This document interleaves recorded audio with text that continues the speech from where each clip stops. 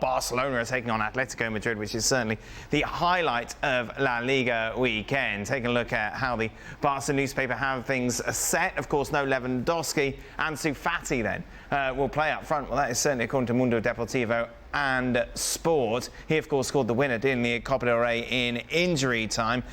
You happy with that, Ali? Does that make sense if it's Ansu Fati through the middle?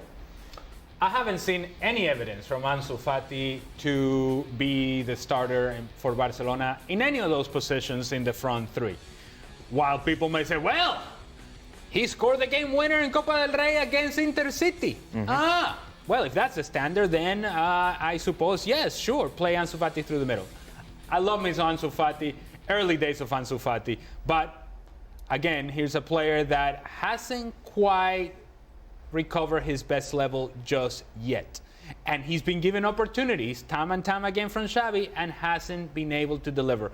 I think it'll be Ferran Torres through the middle and not Ansu Fati. Ansu Fati may be coming on the left-hand side and maybe Dembele on the right. But given that Rafinha scored against Intercity as well, maybe he gets an opportunity on the right and Dembele at the left. I don't think Ansu Fati starts this match.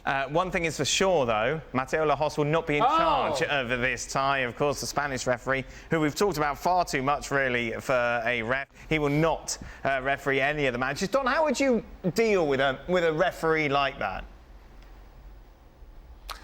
What, in terms of being a player? So, yeah, as a player, like, how do you deal with a referee who's just obsessed with it, making it about himself?